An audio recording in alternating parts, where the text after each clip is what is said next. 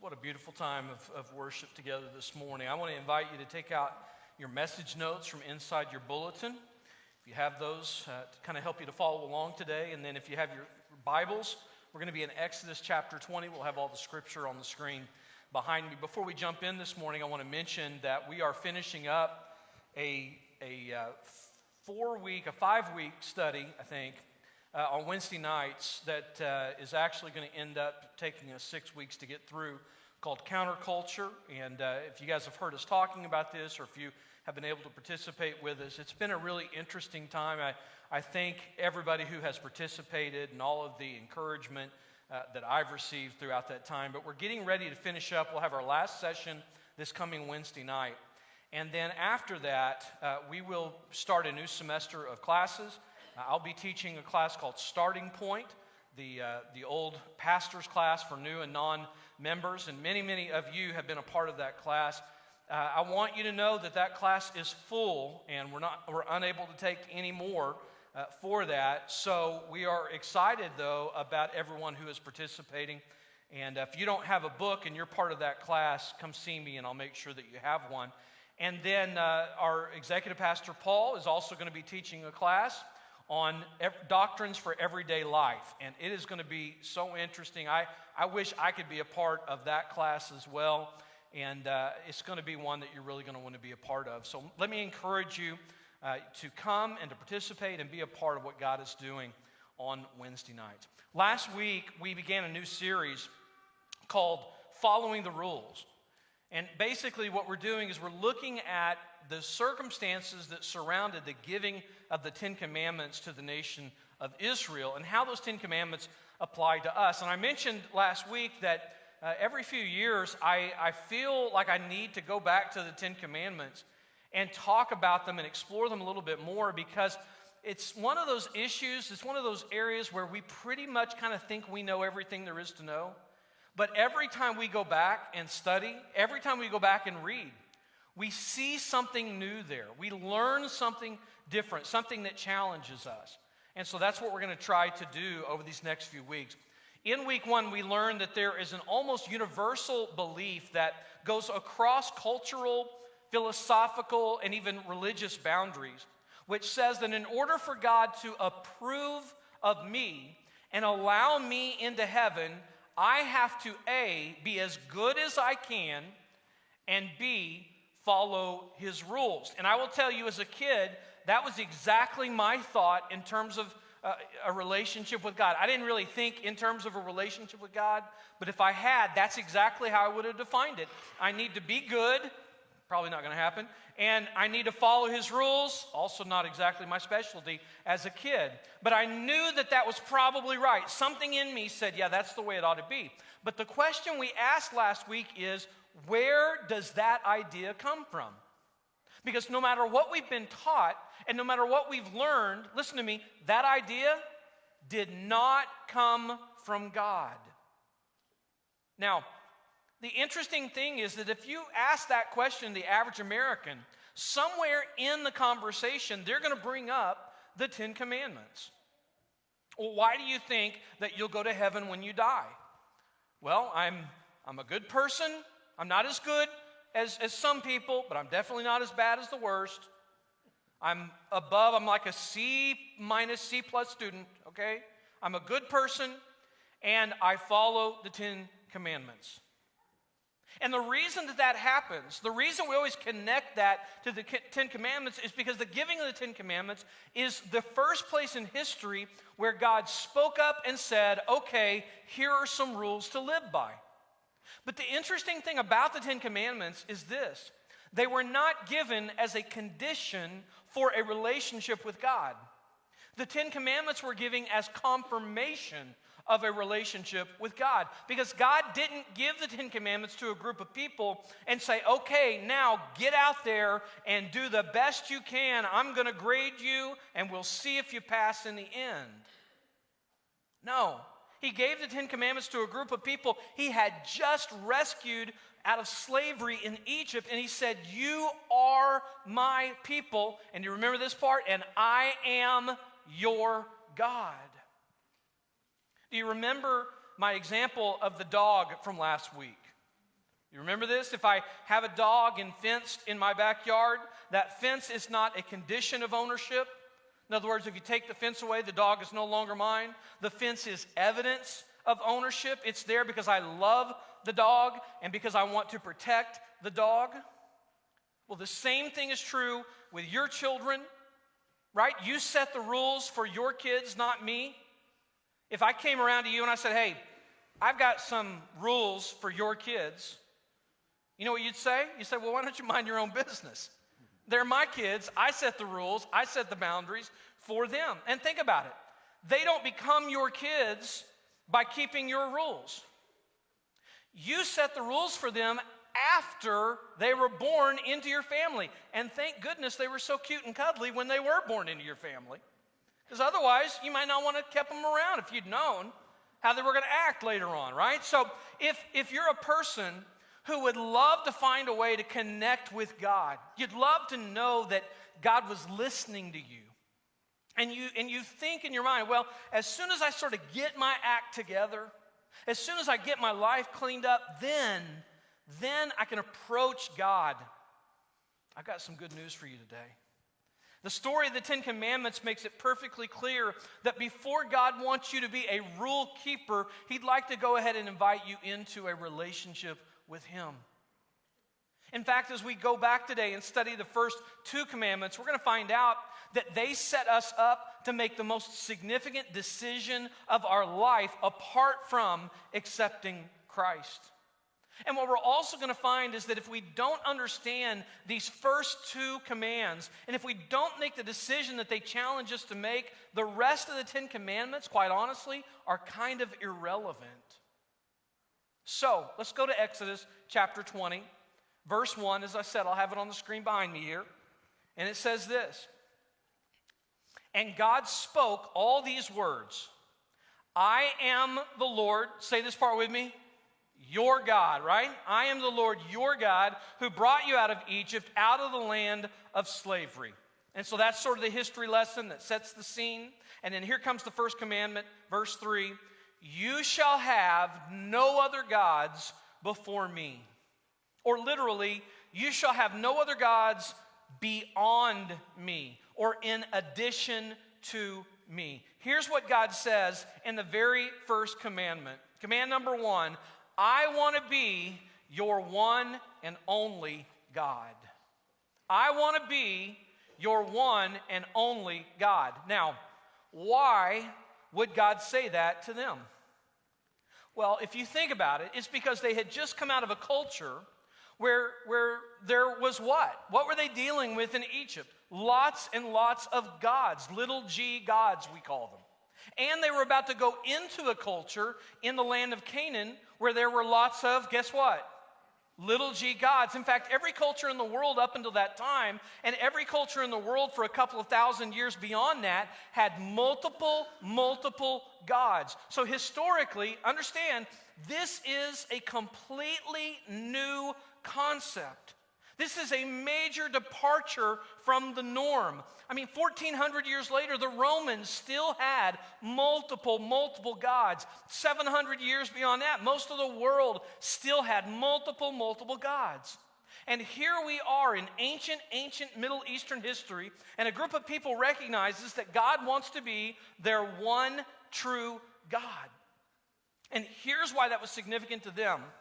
And here's why it should be significant to us. What God was saying in that commandment was this: instead of looking at multiple deities to meet multiple needs, instead of having a God for healing and a God of agriculture and a God of rain and all of these multiple gods that you bow down to help make life work, God says, I want to be the one source. I want to be the one God you depend on for, are you ready for this? For everything. For everything. You got crop issues? You come to me. You got illness? You come to me. You got economy issues? You come to me. Whatever your issue is, nation of Israel, I don't want you to have multiple gods. I don't want you to have multiple deities. I want to be the one and only because, newsflash, I am the one and only, right? And therefore, I want you to depend on me for everything. Now, not only that, he's saying, you want to know what's more important to me than obedience? And understand, obedience is important. Do not walk out of here saying, well, Justin said obedience doesn't matter. Not at all. Obedience is incredibly important. You know what's more important? Recognition. Recognition. What's more important than just doing a bunch of stuff and keeping a bunch of rules? God says, I want to be center stage in your life. I want you to recognize me for who I am. And the implication is that if you'll recognize me for who I am, the rest of these commandments will almost take care of themselves. Do you see that? Because if you can settle this one issue, I want to be your one and only God, I'm telling you, you set the stage for everything that comes after that. You see, this is not just the first commandment, it's the starting place for anybody who wants a relationship with their Heavenly Father. And to that, I say, wow, wow. Now, that's the first commandment. Now let's take a look at the second one, all right? And it almost sounds like a repeat. When you read it, you think, okay, well, he kind of already covered this. But in reality, he's introducing a new idea in verse 4. Here's what it says. You shall not make for yourself an idol in the form of anything in heaven above or on the earth beneath or in the waters below. And by the way, as far as the Jews were concerned, that was pretty much everywhere, okay? That covered it all. That's all they could conceive of. That's all they knew of. So the heaven above, the earth beneath, or the waters below. Now, again, it sounds like he's kind of repeating himself. I want to be your one and only God, and I don't want you to bow down to anything else, right? Is what it sounds like. But that's actually, hear me, that's not what he's saying here. Here is what he is saying, and I think this is huge. He's saying, I want to be your one and only God, and command number 2, I don't want you to attempt to shrink me down to something manageable, okay? I don't want you to try to shrink me down to something manageable. You see, the second commandment, it wasn't a repeat of the first. It actually addressed something that would be so difficult for Israel to grasp because of, again, the culture they had just come out of. Because everybody who had a God in those days had an idol for that God. And God says, okay, first of all, I'm the only God that I want you to have. And number 2, don't you dare form anything with your hands or erect any kind of monument that attempts to represent me. Don't do it. Nothing. Now let me ask you a question. While Moses was getting these commandments, thou shalt not make any kind of image, on the mountainside, what were the children of Israel doing in the valley below at that moment? Anybody? They were making an idol. They were making an idol. They're down in the valley, and they haven't heard from Moses in a while. And so they say to Aaron, the number 2 guy, he's Moses' brother. He'll do as a leader, right? Hey, look, Aaron, about that God that brought us out of Egypt, we're not really sure what to do. We need something to worship. We need something to bow down to. We need something we can touch. We need something we can focus on. So while God is saying, make no idols, have no image, Aaron is in the valley below creating an idol for the people to worship. Now, what is up with that? Well, here's the deal. It was in them to want to have an object of worship. And you want to know a little secret? It's in you and me too. All right? It's in you and it's in me. It's why we want to say to God, think about this. We want to say to God, okay, God, on Sunday, I can go to church and I can do religion. And then on Monday, I can go out and I cannot be religious. And then on Friday night, I can go be like the opposite of religious, amen? And then on spring break, woohoo!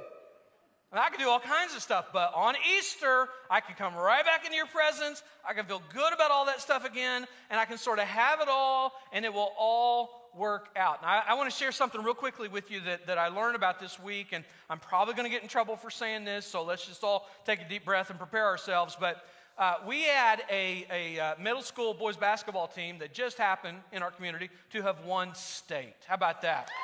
Yeah. Got a couple of those young men here. And I discovered that one of our church members was live streaming those games. And so I was able to get on Facebook and watch the game from somebody's camera, which is awesome. Thank you for doing that. It's great. But here's the funny part, is that as the camera would occasionally pan around, I could see a few of my church members sitting in the stands. And what's even more beautiful than being able to see those church members during a basketball game is to be able to hear some of you church members during a basketball game. And oh, did I learn some things. In fact, my sermon was only going to be about 12 minutes long, but now we're going to be here a while. Okay? So thank you. Thank you for providing. That's like a service to your pastor right there.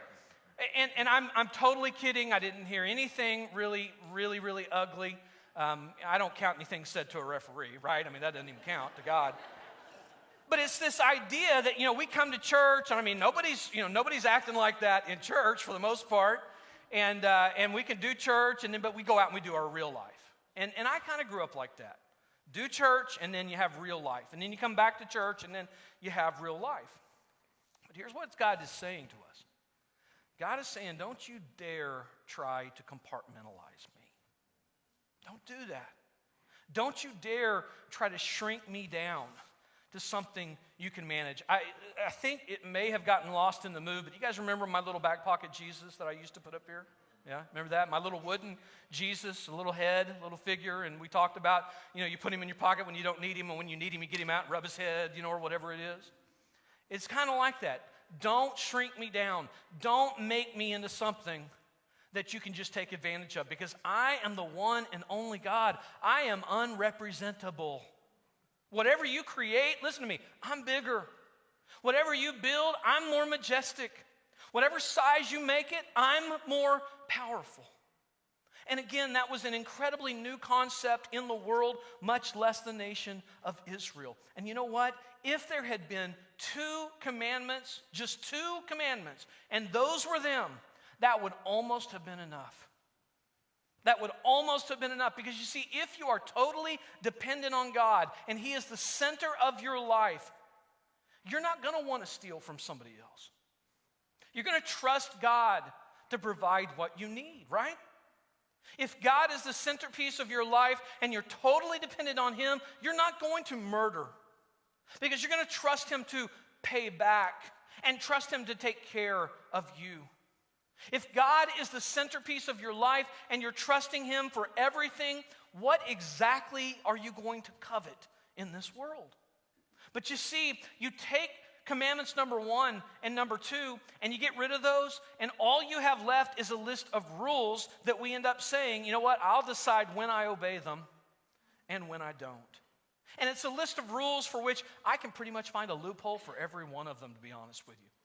And so God says to the nation, look, this isn't just about thou shalt not kill and thou shalt not steal. No. This is about the fact that I am your God. I do want to be at the center stage in your life, and I do not want you to try to shrink me down or make me a manageable God like all of your manageable idols from the past. Now, this is so important to God that He actually adds a warning to these commandments. And I want you to notice this. This is one of those things that you may not pick up on the first time you read it. But as you go back and study it again and again, you realize, wait a second, he doesn't just give us a command and say, here's what you're supposed to do. He gives us a warning to go with it. Listen to what He says in verse 5. He says, you shall not bow down to them or worship them, for I, the Lord your God, am a jealous God. That is, you need to know this about me, Israel. Because we're just now, we're starting to get to know one another, and you may not know this about me yet, but I don't like for anything else to compete for my place in your life. I am a jealous God. And I'm God, the one and only, and I deserve to be front and center. And behind that command, and behind the warning, we discover later, it's not a God who's insecure. Not a God who wants attention for attention's sake, like we sometimes do. But a God who understands this about you, and he understands this about me. He says, your life works better when I'm in the middle of it. Your world works better when I'm in the middle. And because he loves us, and because he had just delivered this nation, because he had a plan and a future for them, just like he does for you, and just like he does for me, he doesn't want us bowing down to anything else in this world. And then listen to the second part of this morning. He says, I am the Lord your God. I am a jealous God. Listen to this. Punishing the children for the sin of their fathers to the third and fourth generations of those who hate me. In other words, he says, if you take me out of the center and put me over in a building, if you put me on a day, if you try to shrink me down to something manageable, if you choose to do that, here's what's going to happen. Generations will suffer. Okay? Generations will suffer. He says, not only will you suffer, your children will suffer. Your grandchildren will suffer, and your great-grandchildren will suffer because of your decisions to move me out of the center of your life. Now, when you read that, you may go, well, that's just not fair. And you know what? It isn't fair. But do you notice that so far God hasn't said anything about being fair? He's just said jealous, right? You say, well, it makes me a little uncomfortable. Well, he's God. He literally gets to make the rules, okay? Now, do you know what it means when he says the sins of the father will rain down on the children to the fourth generation? Honestly, I don't know. I don't even know if that even applies to us specifically today. Maybe that was just for the nation of Israel. I don't know about multi-generational punishment, but let me tell you what I do know about. I do know about multi-generational consequences, don't you? In my own life, in my family's life, in the people of lives, the lives that I care about. See, some of you have had struggles as adults because of decisions that your parents made. And what you've learned is that going to a counselor and saying that wasn't fair doesn't make it all go away, does it? It's not fair, but it is true. If we're being honest, some of us have had struggles because of decisions our grandparents made, financially, or in their marriage, or whatever they did or did not do. Many of us look at our own children and go, man, I wish I had made some different decisions earlier in my parenting, because I feel like my kids are suffering for some of the decisions I made. Now, is it fair that they should suffer because of something you did or didn't do? No. Is it true that they are and will suffer because of the choices you make? Absolutely. We know there are multi-generational consequences from living a life where there is something other than God at the center. We've seen that. So you can call it punishment or you can call it consequences, but either way we know it's true, and we know that God gives us a warning. He says, don't do it. Don't do it. But there's not only a warning. This is what I love about God, and I love it when people say, oh, that God of the Old Testament, man, he is all wrath and anger and judgment and punishment. I can't even hardly love a God like that. Now, the New Testament God, grace and mercy, love that guy. But I want you to notice something. I see this everywhere in the Old Testament. There's so much stinking grace and mercy, it's unbelievable. All the time. So he gives this big warning. He says, listen, don't be a dummy, okay? Don't do that thing that comes natural to you, because you're going to pay the price, and your kids are going to pay the price, and your grandkids are going to pay the price, and on and on and on. And it won't be my fault. I laid out the rules for you. I built a fence around you, right? But you had to hop the fence. You had to take down the fence so your kids could wander in the street. And now you can't believe it when they suffer the consequences. But he says, but not only is there a warning, let me also give you a promise. Because that's the God we love.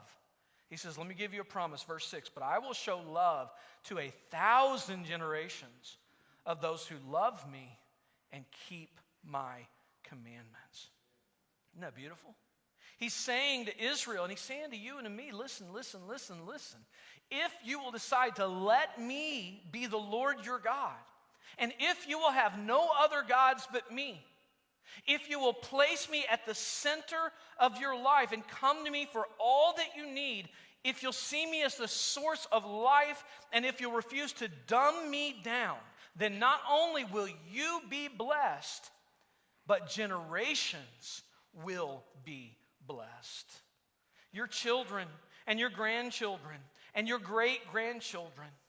And you have the potential to impact people in your family that you'll never even meet.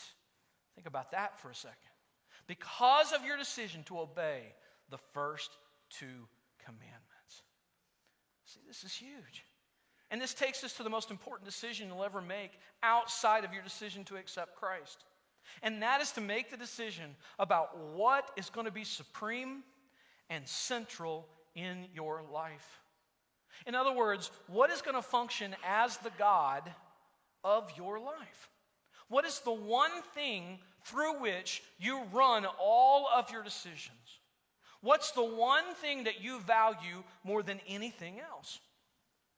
Now, I know that we don't actually physically bow down to business and success. We don't build shrines to our family necessarily. But you see, if there's something in your life that is of such great importance that you have basically organized your life around it, and you make all of your decisions around it, listen to me, then it is the preeminent value in your life. And if you find yourself from time to time saying, now God, I really need you to help me with this. Now hold on, God. Now listen, I don't want you getting too involved here, but I do need your help with this because this is the most important thing to me. Then accidentally you have violated the first commandment. So the most important decision you'll ever make is to answer the question, what will you place at the center of your life? And here's what God knows. And here's what I think all of us have experienced. When there's a little g God in your life, marriage, family, business, college, a girl, a guy, a hobby, a sport, whatever it may be, it is most important. And you try to organize everything around it other than your Heavenly Father. Here's what you're going to discover. Your life becomes like a car that the front end is out of alignment and the tires are out of balance. Have you ever driven a car like that? I don't know that most people drive cars like that anymore, but I remember being a 16-year-old and my first car that I had that cost $800. Yes, $800. I mean, it was just like all over the place all the time. I didn't think anything about it, right?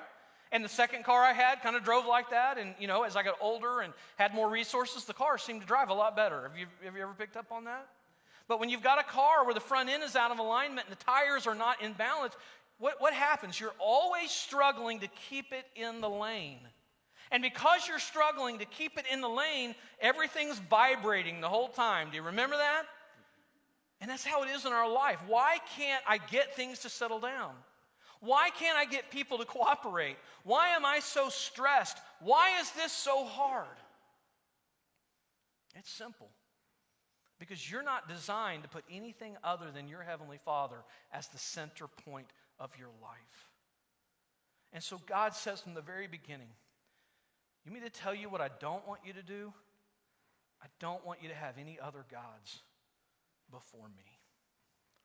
Now, here's what becomes so apparent at the end of the Ten Commandments, and I'm jumping ahead, but I have to bring it up here because this is where we really struggle. Do you know why we hesitate to say to our Heavenly Father, you're going to be number one in my life. You're going to have center stage in my life. And I'm going to set everything up. I'm going to set everything up to revolve around you. And every morning, I'm going to wake up and I'm going to say, thy will be done. You know why we fear that? And I fear it just like you do. And here's why. Because you've been taught and we've been raised to believe that God's ultimate goal for us is to make us good. Right? That's what God's trying to accomplish. He's trying to make us good. And the problem is that when you feel like someone is trying to make you good, you know what happens naturally? You assume that they're trying to keep you from something better. That's exactly right. And man, for me as a kid, that was my problem. Because I just knew there was something better on the other side of that fence. It was killing me all the time. Isn't that kind of our struggle when we were teenagers dealing with our parents? I mean, we have some kind of a, general concept that they love us in some way. But we looked at them, and they're looking at me right now, and they're thinking the same thing.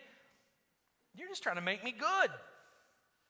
You're just trying to make me good, and in order to be good your way, you're going to make me miss out on something better. Well, as long as you think God's trying to make you good, you're going to resist the boundaries that He's put in place. That's what's going to happen. But let me give you a news flash. God isn't trying to make you good. God is trying to make you free. He's trying to help you experience a freedom you've never experienced. He's trying to keep you free. Look, I'm not trying to make my son Josh good. I'm trying to get him out. I mean, set him free. Right? It's the same thing. You got to understand, at the time of the giving of the Ten Commandments, God wasn't trying to make His people good. That's not what it's about. He was trying to keep His rescued people rescued.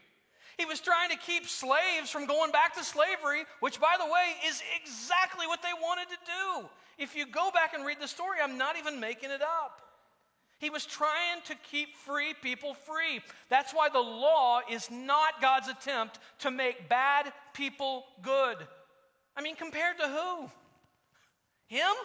Are you kidding me?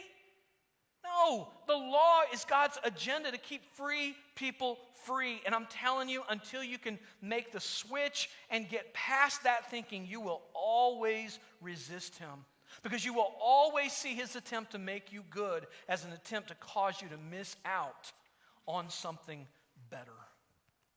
Do you see that this is why we always focus on thou shalt not kill, thou shalt not steal, thou shalt not covet, thou shalt not commit adultery? You know why?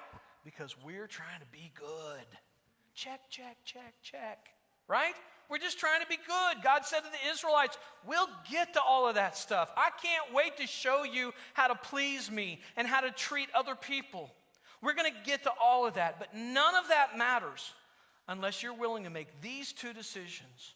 Number one, I want you to be my one and only God. Number two, I'm not going to try to shrink you down to something manageable.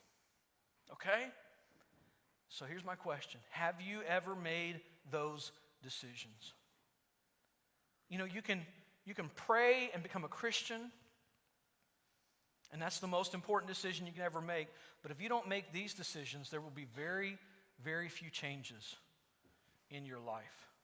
But once you make this decision for real, trust me, things begin to change.